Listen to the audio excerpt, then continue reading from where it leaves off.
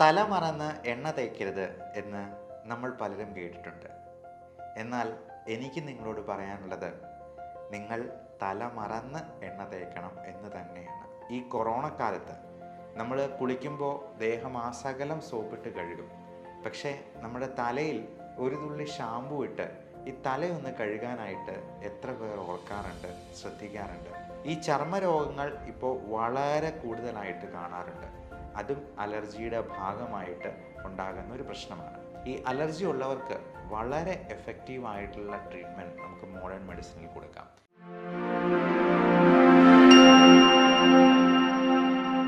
തല മറന്ന് എണ്ണ തേക്കരുത് എന്ന് നമ്മൾ പലരും കേട്ടിട്ടുണ്ട്.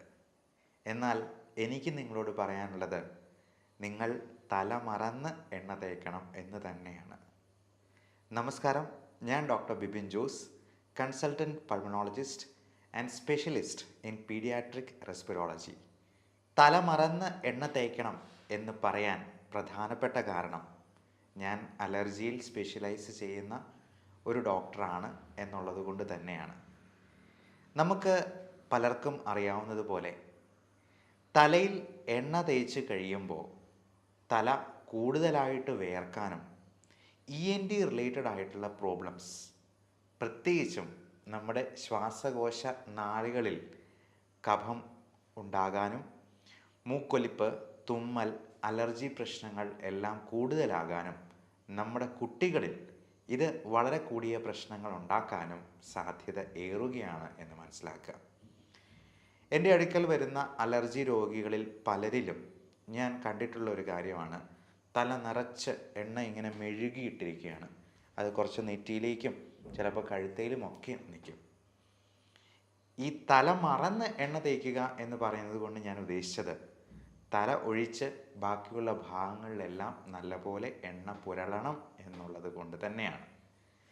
കാരണം തലമുടിയിൽ ഈ എണ്ണ കൂടുതൽ സമയം ഇരുന്നാൽ നമ്മുടെ തല ഒത്തിരി വിയർക്കാനും, അത് മാത്രമല്ല പല രീതിയിലുള്ള പൊടിപടലങ്ങൾ നമ്മുടെ തലയിൽ വന്ന് അടിയാനും, നമ്മൾ ശ്വസിക്കുന്ന വായുവിൽ ഈ അലർജൻസ് എല്ലാം ഉള്ളിലോട്ട് പോയി നമുക്കുള്ള അലർജികളും റെസ്പിറേറ്ററി ഇൻഫെക്ഷൻസും ഒക്കെ കൂടുതലാകാനും കാരണമാകും. പ്രത്യേകിച്ചും ഈ കൊറോണ കാലത്ത് നമ്മൾ കുളിക്കുമ്പോൾ ദേഹമാസകലം സോപ്പിട്ട് കഴുകും. പക്ഷേ നമ്മുടെ തലയിൽ ഒരു തുള്ളി ഷാമ്പു ഇട്ട് ഈ തലയൊന്ന് കഴുകാനായിട്ട് എത്ര പേർ ഓർക്കാറുണ്ട്, ശ്രദ്ധിക്കാറുണ്ട്? നമ്മൾ വിട്ടുപോകുന്ന മർമ്മപ്രധാനമായ സ്ഥാനമാണ് തലയും തലമുടിയുമൊക്കെ. അപ്പോൾ തലയിൽ എണ്ണ തേക്കുകയാണെങ്കിൽ കുളിക്കുന്നതിന് ഒരു അരമണിക്കൂർ മുൻപ് തേച്ച് പിടിപ്പിച്ചിട്ട് കുളിക്കുന്ന സമയത്ത് ഒരു തുള്ളി ഷാമ്പു ഇട്ട് അത് കഴുകിക്കളയുകയും കൂടെ ചെയ്യുക. ഇനി തല മറന്ന് എണ്ണ തേക്കുന്നതിനെ പറ്റി നമുക്ക് ചിന്തിക്കാം. തല മറന്ന് എണ്ണ തേക്കുമ്പോൾ തലയൊഴിച്ച് ബാക്കി എല്ലാ ഭാഗത്തും നമ്മൾ ഓയിലിൻ്റെ ഒരു നേർത്ത പാളി, ഒരു ചെറിയ കോട്ടിങ് നമ്മൾ കൊടുക്കുകയാണ് ചെയ്യുന്നത്. അത് നമ്മുടെ സ്കിന്നിൽ ആവശ്യമായ ഹൈഡ്രേഷൻ ഉണ്ടാകാനായിട്ട് കാരണമാകും.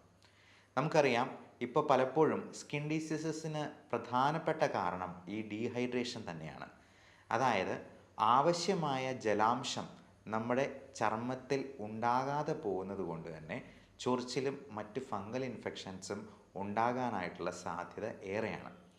അതുകൊണ്ട് പലപ്പോഴും നമ്മൾ ഒരു ഹൈഡ്രേറ്റ് ചെയ്യാനായിട്ടുള്ള ജെല്ല് വേറെ പ്രിസ്ക്രൈബ് ചെയ്ത് കൊടുക്കുകയാണ് ചെയ്യാറ്. അത് കുളിച്ചതിന് ശേഷം അല്പം നനവോടുകൂടി ഈ മോയ്സ്ചറൈസിങ് ജെല്ല് പുരട്ടാനായിട്ടാണ് നമ്മൾ പേഷ്യൻസിനടുത്തും പറഞ്ഞു കൊടുക്കാറുള്ളത്. അതോടൊപ്പം ധാരാളം വെള്ളം കുടിക്കാനും പറയും. ഒരു ദിവസം 3 ലിറ്ററെങ്കിലും വെള്ളം ആരോഗ്യമുള്ള ഒരാൾ കുടിക്കണമെന്നാണ് അർത്ഥം. കിഡ്നി രോഗികളിലും ഹൃദയത്തിൻ്റെ പമ്പിങ് കുറഞ്ഞിട്ടുള്ള രോഗികളിലും ലിവർ സിറോസിസ് പോലുള്ള പ്രശ്നങ്ങളുള്ളവരിലുമൊക്കെ ഈ അളവിന് കുറച്ച് റെസ്ട്രിക്ഷൻ ഉണ്ട്. 1.5 ലിറ്റർ അല്ലെങ്കിൽ 2 ലിറ്റർ എന്നൊക്കെ നിങ്ങളുടെ ഡോക്ടർ റെസ്ട്രിക്ഷൻ വെച്ചേക്കാം. കാരണം നമ്മൾ അതിൽ കൂടുതൽ വെള്ളം ഒരുമിച്ച് കുടിക്കുക മറ്റോ ചെയ്തെന്നാൽ നമ്മുടെ ശരീരത്തിൽ എല്ലായിടത്തും നീർക്കെട്ടുണ്ടാകാനും അതിൽ ഏറിയ പങ്കും നമ്മുടെ ശ്വാസകോശത്തിൽ അടിയാനും ഒക്കെ സാധ്യതയുണ്ട്. പൾമണറി എഡിമ എന്നാണ് നമ്മൾ പൾമണോളജിസ്റ്റ് അതിനെ വിശേഷിപ്പിക്കുക.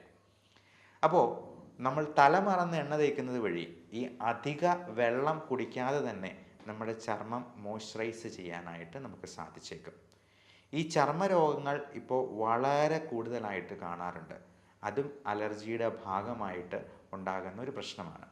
ഈ അലർജി തന്നെ നമ്മുടെ ശ്വാസനാളികളെ ബാധിക്കാം. മൂക്കടപ്പ്, തുമ്മൽ, കണ്ണ് ചൊറിച്ചൽ പോലുള്ള പ്രശ്നങ്ങളായിട്ട് വരാം. കണ്ണിൽ ചൊറിച്ചിലുണ്ടാകുമ്പോൾ നമ്മൾ അതിനെ അലർജിക് കൺജങ്ക്റ്റിവൈറ്റിസ് എന്ന് വിളിക്കും. മൂക്കിൽ പ്രശ്നം ഉണ്ടാക്കുന്നതിനെ അലർജിക് റൈനൈറ്റിസ് എന്ന് പറയും. ഈ അലർജി ശ്വാസകോശത്തെ ബാധിക്കുമ്പോഴാണ് നമ്മൾ അതിനെ ബ്രോങ്കിയൽ ആസ്മ എന്ന് വിശേഷിപ്പിക്കുക. അപ്പോൾ ഇത് സ്കിന്നിൽ അലർജി ഉണ്ടാക്കാതിരിക്കാൻ വേണ്ടിയാണ് നമ്മൾ ആവശ്യമായ ഹൈഡ്രേഷന് ഉപകരിക്കുന്ന രീതിയിൽ തല മറന്ന് എണ്ണ തേക്കാനായിട്ട് പറഞ്ഞു കൊടുക്കാറുള്ളത്.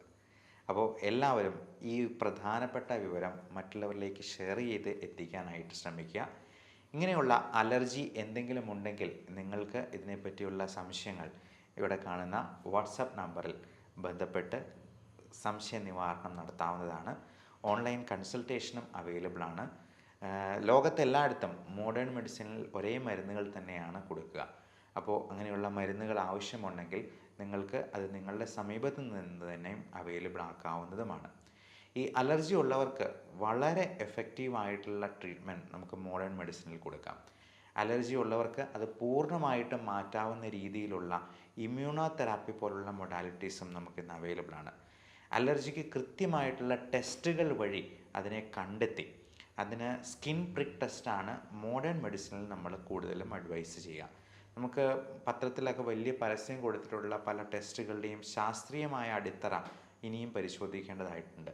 അതിന് കൃത്യമായ ടെസ്റ്റുകൾ ഇപ്പോഴും റിസൾട്ട്സ് അവൈലബിൾ ആയിട്ടില്ല. അതുകൊണ്ട് കൃത്യമായിട്ടുള്ള പരിശോധനകളും ബ്ലഡ് ടെസ്റ്റും ഇമ്മ്യൂണോഗ്ലോബുലിൻസിൻ്റെ അളവും ചെക്ക് ചെയ്ത് അലർജിയെ കൃത്യമായി കണ്ടെത്തിയെന്നാൽ നമുക്ക് ഇത് പൂർണ്ണമായിട്ടും മാറ്റാവുന്ന രീതിയിലോ അല്ലെങ്കിൽ 95% കൺട്രോൾ ചെയ്യാവുന്ന രീതിയിലോ നമുക്ക് ഇതിന് മരുന്നുകൾ കൊടുത്ത് ആവശ്യമായിട്ടുള്ള കരുതലുകൾ എടുത്തുകൊണ്ട് തന്നെ നമുക്ക് ചെയ്യാവുന്നതാണ്. ഇതിനൊക്കെ മുൻപായിട്ട് നമുക്ക് ചെയ്യേണ്ട കാര്യം അലർജി ഉണ്ടാക്കുന്ന അലർജൻസ് എന്തൊക്കെയാണെന്ന് കണ്ടെത്തി അത് പൂർണ്ണമായിട്ടും മാറ്റിയെടുക്കുക, നമ്മുടെ വീട്ടിൽ നിന്നും അതിനെ ഒഴിവാക്കുക എന്നുള്ളത് തന്നെയാണ്. അപ്പോൾ ഈ അലർജൻസ് എന്തൊക്കെയാണ് എന്നുള്ളതിനെ പറ്റിയും കൃത്യമായിട്ടുള്ള വിവരണങ്ങളും നിർദ്ദേശങ്ങളും നിങ്ങൾക്ക് തരുന്നതാണ്. Everyone stay healthy, stay safe. അപ്പോൾ നിങ്ങളുടെ കുട്ടികളോട് പീഡിയാട്രിക് പൾമണോളജിയിൽ സ്പെഷ്യലൈസ് ചെയ്തിരിക്കുന്ന ഒരു ഡോക്ടർ എന്ന നിലയിൽ ഞാൻ വീണ്ടും പറയുന്നു, തല മറന്ന് എണ്ണ തേൽക്കുക. നന്ദി, നമസ്കാരം.